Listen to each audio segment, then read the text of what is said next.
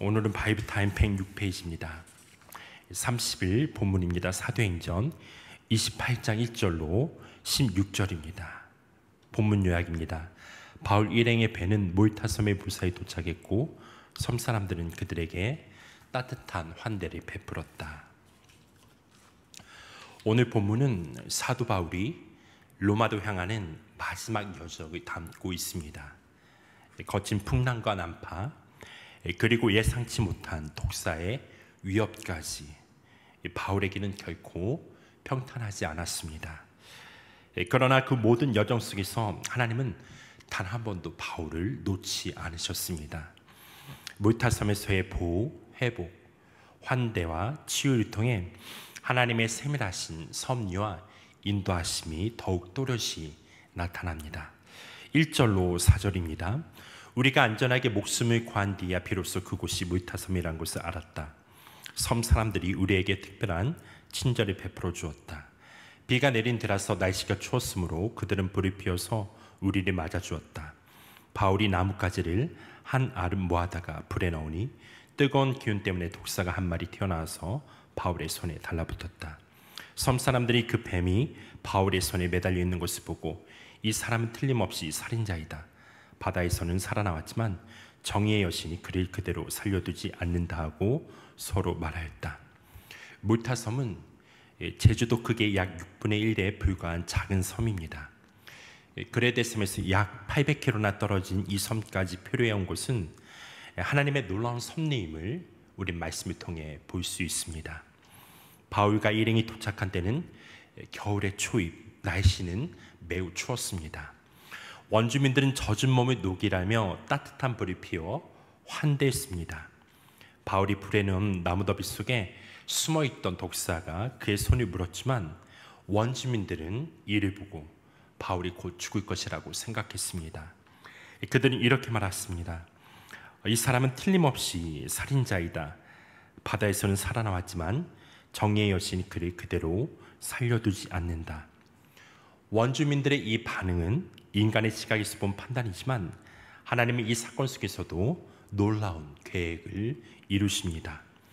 5절과 6절입니다. 그런데 바울은 그 뱀을 불 속에 떨어뜨려 불고 아무런 해도 입지 않았다. 섬 사람들은 그가 살이 부어오르거나 당장 쓰러져 죽으려니 하고 생각하면서 기다렸다.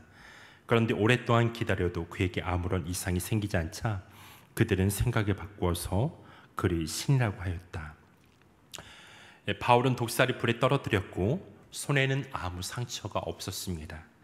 원주민들은 그가 곧 쓰러져 죽을 줄 알았지만 시간이 지나도 아무 이상이 없자 그들은 생각을 바꿔 그를 신이라 여겼습니다. 14일간의 유라굴로 광풍과 배 파선의 그런 위험 속에서도 하나님은 바울과 함께한 275명을 살려내셨고 독사에 물렸으나 죽지 않은 이 사건 역시 하나님의 섭리였던 것이죠. 우리의 어려움 속에도 주님은 함께 하십니다. 예수님이 약속하신 말씀대로 뱀을 집어 올려도 해를 받지 않고 병든 자를 고친다 하신 그 말씀대로 바울의 독사 물린 손은 몰타섬에서 병든 자를 치유하는 하나님의 손이 되어집니다. 7절로 10절입니다. 그 근처에 그 섬의 추장인 보블리오가 농장을 가지고 있었다. 그가 우리를 그리로 초대해서 사흘 동안 친절하게 대접해 주었다. 마침 보블리오의 아버지가 열병과 이질에 걸려서 병석에 누워 있었다. 그래서 바울은 들어가서 기도하고 그에게 손을 얹어서 낫게 해주었다. 이런 일이 일어나니 그 섬에서 병을 앓고 있는 다른 사람도 찾아와서 고침을 받았다. 그들은 극진한 예로 우리를 대하여 주었고 우리가 떠날 때에는 우리에게 필요한 물건들을 배에다가 실어 주었다. 몰타섬의 최고 책임자 보블리오는 바울 일행을 따뜻히 맞아 사흘 동안 머물게 했습니다. 그의 부친은 열병과 이질로 누워 있었지만 바울이 기도하고 안수하자 주님께서 그를 치료하셨습니다. 이 소식이 퍼지자 섬에 병든 사람들이 바울을 찾아와 치유를 받았습니다. 예수님의 약속이 이 먼 섬에서도 생생히 이루어지는 것을 보게 되었습니다. 만약 바울이 독사에 물리지 않았다면 이 놀라운 치유와 회복의 그런 복음의 증거가 이루어질 수 있었을까요? 하나님 이 모든 과정을 섭리하시며 난파한 자들을 특별히 돌봐준 물타선 사람들에게도 은혜를 베푸셨습니다. 줄이고 목마르고 추위에 떨 때 그들이 영접하는 이가 곧 주님이 영접하는 것입니다.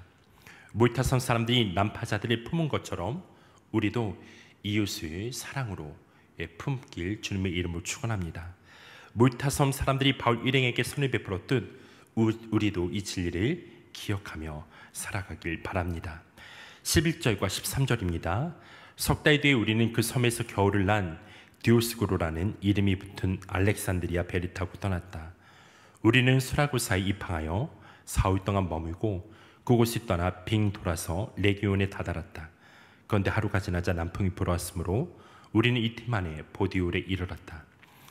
바울과 일행은 몰타섬에서 3달과 겨울을 지낸 후 알렉산드리아에서 출항한 또 다른 배를 탔습니다. 그 배는 머리에 디오스고로라는 장식을 달고 있었습니다.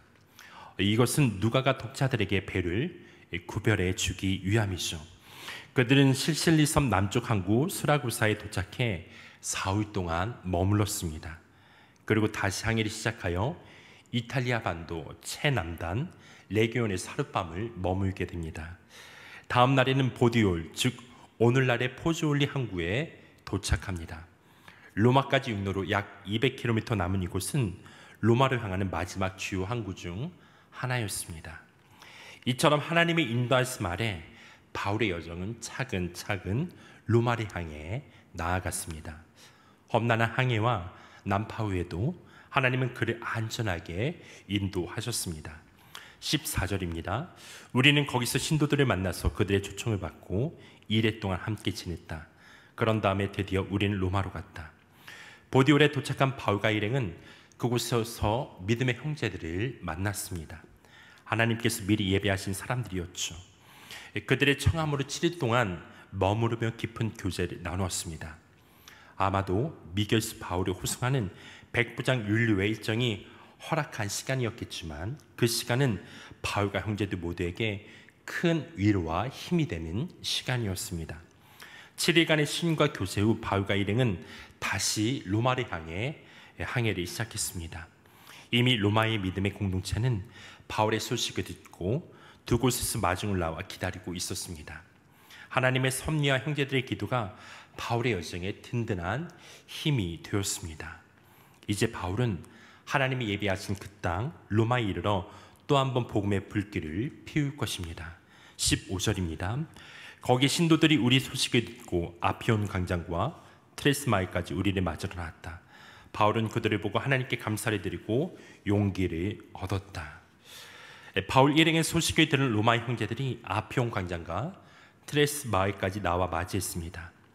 아피온 광장은 로마에서 약 65km 떨어진 곳으로 승리한 장군들이 개선 행진을 할 때 환영받는 길목이었습니다. 바울은 비록 미결수였지만 복음의 승리자로서 이 길을 걷고 있습니다. 그가 들고 온 가장 귀한 소식, 예수 그리스도의 복음이 로마의 심장부에 도착하는 순간이었습니다. 바울은 그들을 보고 하나님께 감사하며 담대한 마음을 얻게 되죠. 왜일까요? 그동안에 너무나 많은 환난이 있었습니다. 결박과 매맞음, 배고픔과 파선의 위기 속에서도 하나님의 한치의 빈틈도 없이 세밀히 인도하셨다는 사실을 그는 매 순간 깨닫게 되어지는 거죠. 하나님께서 끝까지 바울을 붙드셨고 그를 통해 이르실 놀라운 일들이 기대되었기에 두려움 없이 담대함을 가질 수가 있었던 것입니다.